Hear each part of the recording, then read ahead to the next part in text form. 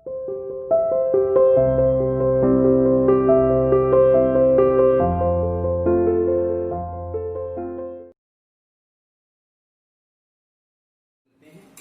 इस समय उर्दू भाषा जो थी उसका जन्म हुआ, ऑरिजिनेटेड हुआ, और कहां से जन्म हुआ? पर्शियन और हिंदी लैंग्वेज से निकल करके उर्दू बनी। अब इसके बाद है मैंने Sanskrit text were translated in regional languages. जो महत्वपूर्ण विषय होते थे, जैसे कोई भी महाकाव्य है, तो उसकी रचना को सब लोग पढ़ पाए, सब लोग जान पाए, उसके लिए क्या जरूरी था कि उसको जितने भी भाषाओं में लोग उसको जानने वाले हैं, तो उन जानने वाले श्रोतागणों के लिए, जानने वाले उन जानकारों के लिए उन भाषाओं में उनको ट्रांसलेट किया गया। जैसे कि इंग्लिश लैंग्वेज में हमारे पास में कोई लिटरेचर अवेलेबल है, और अगर हमें दूसरी भाषाओं के लोगों को पढ़वाना है तो उसको ट्रांसलेट करना कंपलसरी है। ठीक इसी तरह का यहाँ पर हुआ। संस्कृत भाषा में जो भी अवेलेबल था, जैसे कि महाभारत है, रामायण है, पुराण है, तो वो सारा किसमें ट्रांसलेट किया गया? अन्य भाषाओं में। जैसे कि हम बात करें ब्रज में अवधी, पंजाबी, गुजराती, बांग्ला, सिंधी, सभी भाषाओं में उसको ट्रांसलेट करके पढ़वाया गया ताकि लोग जान सके। इंग्लिश लैंग्वेज में भी उसे पढ़वाया गया। अब इसके बाद हम इसको एक बार रिवाइज कर सकते हैं। सबसे पहला इस दौरान रीजनल लैंग्वेजेस के अंदर बहुत ही ज्यादा विकास देखने को मिला सल्तनत काल में। इन्हीं भाषाओं का विकास हुआ। ब्रज, अवधी, पंजाबी, गुजराती, बांग्ला, कन्नड़, तेलुगु, तमिल, इनका क्षेत्र भी मैंने बताया, इन्हीं क्षेत्रों से इनका डेवलपमेंट हुआ है। Persian was the language of the state. राज्य की जो प्रमुख भाषा फारसी रही, और उर्दू लैंग्वेज का उस समय उद्भव देखने को मिला, जो कि फारसी और हिंदी के समिश्रण से निकली है। और संस्कृत भाषा का जो टेक्स्ट अवेलेबल था उसको विभिन्न भाषाओं में उपलब्ध कराया गया।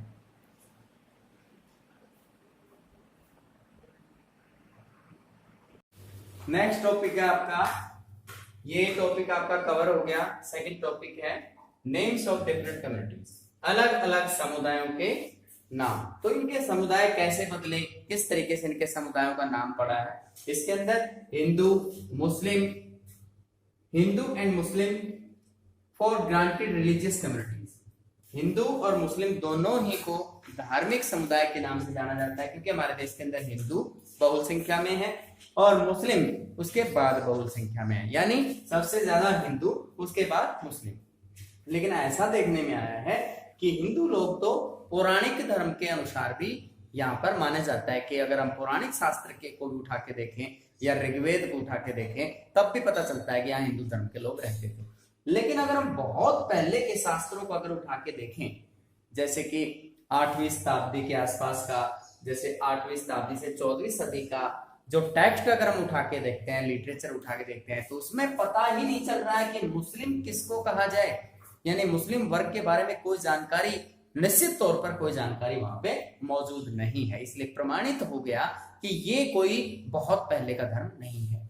इसके बाद तुर्किश मुस्लिम, जैसे क्षेत्र के हिसाब से, ऐसा नहीं कि भी मुस्लिमों को स्पेशल उनके धर्म के अकॉर्डिंग ही जाना जाता है, धर्म के अकॉर्डिंग ना जान करके उनके क्षेत्र के आधार पर उनको वर्गीकृत किया गया है। जैसे कि कुछ क्षेत्रों के नाम मैं आपके सामने रखता हूं।